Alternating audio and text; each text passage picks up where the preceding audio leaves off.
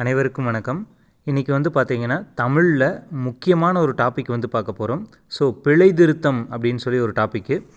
So இதிலிருந்து கேள்விகள் நிறைய கேட்டுகிட்டே இருக்கிறாங்க. ஸோ இதில் நமக்கு நிறைய குழப்பங்கள் இருக்குது. அது என்னென்ன அப்படிங்கிறத பார்க்கலாம்.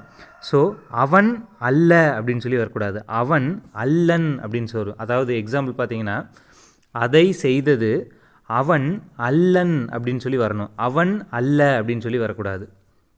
ஸோ இந்த அல்ல அன்று அப்படிங்கிறது அக்ரிணைக்கு வரக்கூடிய ஒரு வார்த்தை.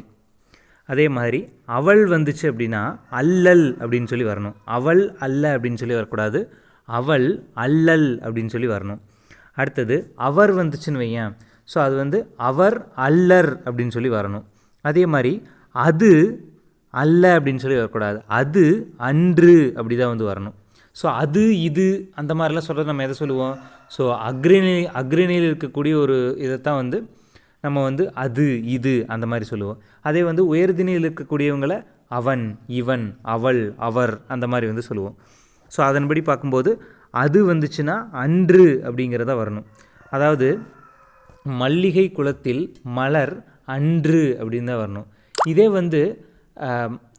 பன்மை வந்துச்சுன்னா ஏன் மலர்கள் அப்படின்னு சொல்லி வந்துச்சுன்னா அல்ல அப்படின்னு சொல்லி வரணும். ஒருமை வந்துச்சுன்னா அன்று அப்படிங்கிறது வரணும். ஸோ பன்மை வந்துச்சு அப்படின்னா அல்ல அப்படிங்கிறது வரணும். அதே மாதிரி அவை வந்துச்சு அப்படின்னா அல்ல அப்படின்னு சொல்லி வரணும். அவை அப்படிங்கிறது பன்மையை குறிக்கக்கூடியது. அதே அது அப்படிங்கிறது ஒருமையை குறிக்கக்கூடியது. அப்போ அவை வந்துச்சுன்னா அல்ல அப்படின்னு சொல்லி வரணும். அதே அது அப்படிங்கிறது வந்துச்சுன்னா அன்று அப்படிங்கிறது வரணும்.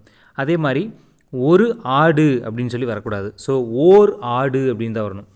இங்கே அந்த ஆடு அப்படிங்கிறது உயிரெழுத்து வந்திருக்கு இல்லையா? ஸோ உயிரெழுத்துக்கு முன்னாடி ஓர் அப்படிங்கிறதா வரணும். இப்போ எப்படி நம்ம இங்கிலீஷில் ஏஇஐஓயு எங்கெங்கெல்லாம் வந்துச்சோ அதுக்கு முன்னாடி ஆன் அப்படின்னு சொல்லி போடணும் அப்படின்னு சொல்லி ஒரு ரூல் இருக்கோ, ஸோ அதே மாதிரி நம்ம தமிழ் இலக்கணத்துலேயும் ரூல் இருக்குது.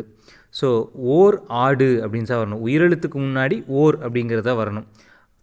அதே மாதிரி ஒரு ஊர் அப்படின்னு சொல்லி வரக்கூடாது. ஸோ ஓர் ஊர், ஏன்னா இங்கேயும் உயிரெழுத்து இருக்கிறது அப்படிங்கிறதுனால அது வரணும். அதே மாதிரி ஓர் நாடு அப்படி சொல்லி வரக்கூடாது, ஒரு நாடு. ஏன்னா நம்ம பார்த்தோம் உயிரெழுத்துக்கு முன்னாடி தான் ஓர் போடணும். அதே உயிர்மெய் எழுத்து அந்த மாதிரிலாம் வந்துச்சுன்னா ஒரு அப்படிங்கிறதா வரணும். இதுக்கு எக்ஸாம்பிள் பார்த்திங்கன்னா, ஒரு மாவட்டத்தில் ஓர் அமைச்சர் அப்படி தான் வரணும், ஒரு மாவட்டத்தில் ஓர் அமைச்சர் அப்படி தான் வரணும். அதே மாதிரி நாம் தான் சாப்பிட்டோம் அப்படின்னு இருக்கும் இல்லையா? அதாவது நாம் தாம் சாப்பிட்டோம் அப்படின்னு தான் வரணும். நாம் தான் அப்படின்னா இங்கே நாம் அப்படிங்கிறது நம்ம பன்மையை குறிக்கக்கூடியது, தான் அப்படிங்கிறது தன்னை மட்டும் சொல்லக்கூடியது. ஸோ அப்படி வரக்கூடாது, நாம் தாம் சாப்பிட்டோம் அப்படிங்கிறத வரணும். அதே மாதிரி நீர்தான் செய்தீர் அப்படின்னு வர்றது இல்லையா? ஸோ நீர் அப்படிங்கிறது அதாவது நம்ம பன்மை இன்னொருத்தரை பார்த்து சொல்லக்கூடியது. அப்போ நீர் தாம் செய்தீர் அப்படின்னு தான் வரணும். அதே மாதிரி அவன்தாம் ஓடினான் அப்படின்னு வருது இல்லையா? அப்படி வரக்கூடாது, அவன்தான் ஓடினான் அப்படின்னு வரணும். தாம் அப்படிங்கிறது தன்னை குறிக்கக்கூடியது. இங்கே அவன் அப்படிங்கிறது நம்ம இன்னொருத்தரை பார்த்து சொல்கிறோம், பன்மை இன்னொருத்தரை பார்த்து சொல்கிறோம். ஆனால் தாம் அப்படிங்கிற போது இங்கே ஒருமை வந்துடுது, வரக்கூடாது. ஸோ அதை அவன்தான் ஓடினான் அப்படிங்கிறதா வரணும். அதே மாதிரி அதுதான் வந்தது அப்படின்னு வரக்கூடாது, அதுதான் வந்தது அப்படி தான் வரணும்.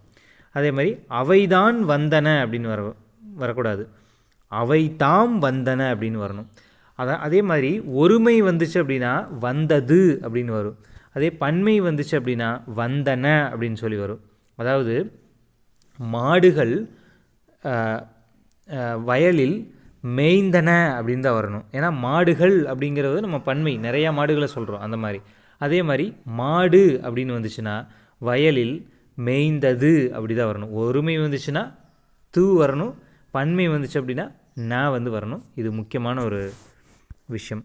அடுத்தது பிறமொழி சொற்களுக்கு ஏற்ற தமிழ் சொற்கள் பார்த்தோம் அப்படின்னா, அம்பலப்படுத்தப்படுகிறது அப்படின்னு சொல்லி நம்ம நிறைய யூஸ் பண்ணியிருப்போம் தமிழ் நினச்சி. ஸோ ஆனால் அது கிடையாது, செயல்படுத்தப்படுகிறது அப்படிங்கிறது தான் தமிழ் சொற்கள். அதே மாதிரி அபிஷேகம் அப்படின்னு சொல்லும் இல்லையா? இப்போ நம்ம கோவிலுக்கெல்லாம் போகிறோம், அபிஷேகம் சொல்லுவாங்க. அபிஷேகம் அப்படிங்கிறது இது ஒரு வடமொழி சொல். ஸோ திருமுழக்கு அப்படின்னு தான் வரணும். அதே மாதிரி ஆக்கிரமிப்பு அப்படின்னு சொல்லி வரக்கூடாது, வலிந்த கவர்தல் அப்படின்னு தான் வரணும். அதே மாதிரி அங்கத்தினர் அப்படின்னு சொல்லி பார்த்துருப்போம், கிடையாது. உறுப்பினர் அப்படின்னு சொல்லிப்பேன்.